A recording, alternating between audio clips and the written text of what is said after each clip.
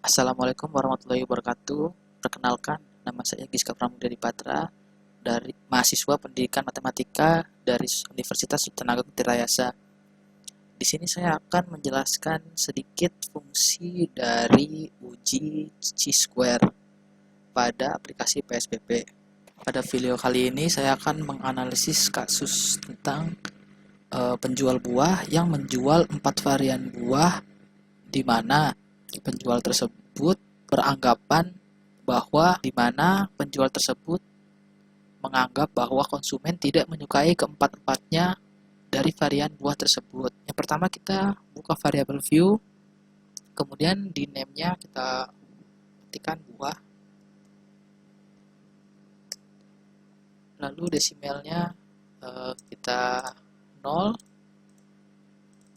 lalu untuk value-nya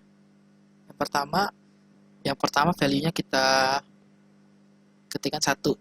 Nah, ini untuk misalkan kita tulis jeruk.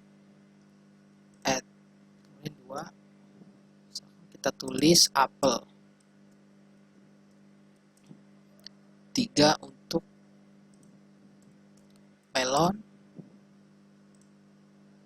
Kemudian 4 untuk semangka. Oke.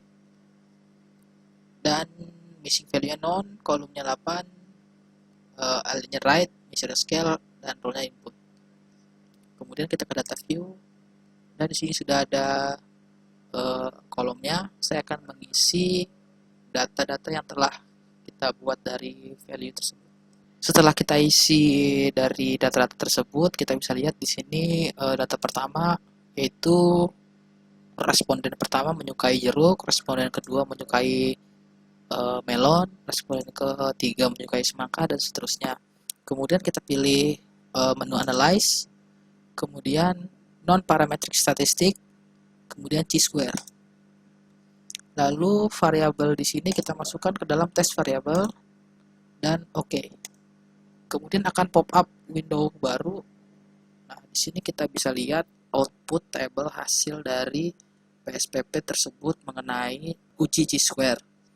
Dan ini saya akan jelaskan pada file selanjutnya. Dari uji chi-square menggunakan PSBB, di sini kita bisa ketahui bahwa chi-square atau uji keselarasan merupakan salah satu uji yang paling sering digunakan dalam menganalisis data berskala nominal bertujuan untuk menguji signifikan pada suatu sampel, uji homogenitas, uji independen, dan uji goodness of fit test.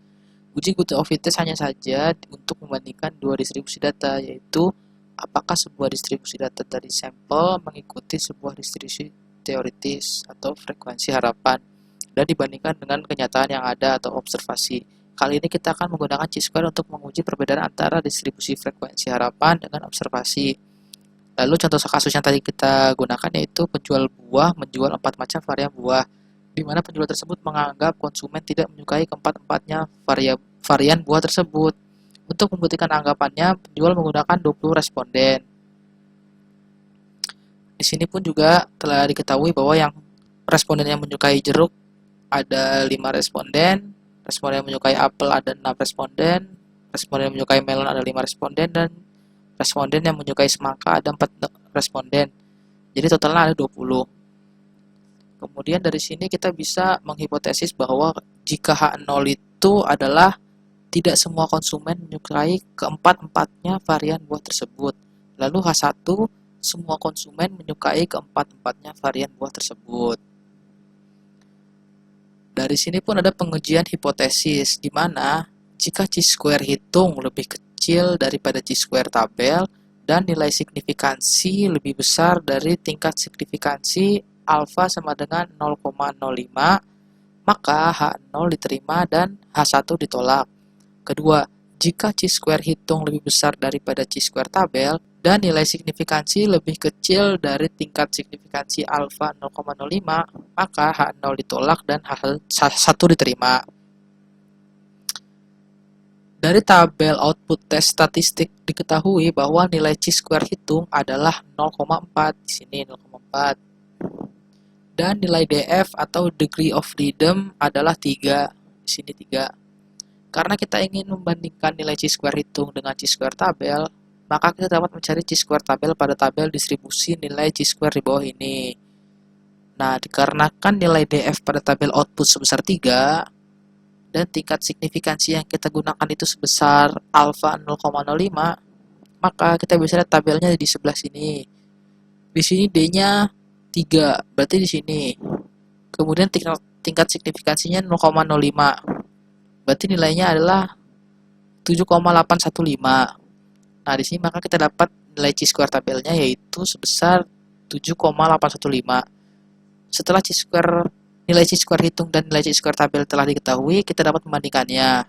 Dan di sini kita bisa lihat bahwa nilai chi-square hitung itu lebih kecil daripada nilai chi-square tabel, yaitu dengan nilai 0,4 lebih kecil daripada nilai 7,815.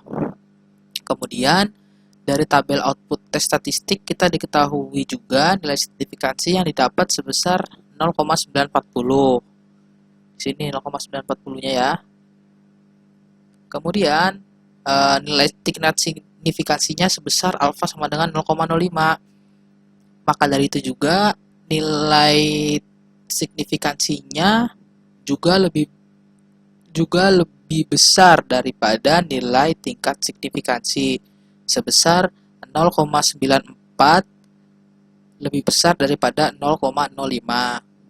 Maka kesimpulannya, dari hasil membandingkan nilai chi-square hitung dan chi-square tabel beserta hasil membandingkan nilai signifikansi dan nilai tingkat signifikansi, didapat bahwa chi-square hitung lebih kecil daripada chi-square tabel. Di sini. Kemudian nilai signifikansi lebih besar daripada nilai tingkat signifikansi alfa 0,05. Di sini. Maka H0 ditolak dan H1 diterima. Jadi berdasarkan pengujian hipotesis tersebut disimpulkan bahwa tidak semua konsumen menyukai keempat-empatnya varian buah tersebut. Sekian video ini saya buat. Semoga penjelasan sedikit tentang uji analisis chi-square dapat bermanfaat untuk penonton yang ingin menganalisis suatu kasus menggunakan uji chi-square menggunakan aplikasi PSPP. Sekian dari saya, kurang lebihnya mohon maaf. Wassalamualaikum warahmatullahi wabarakatuh.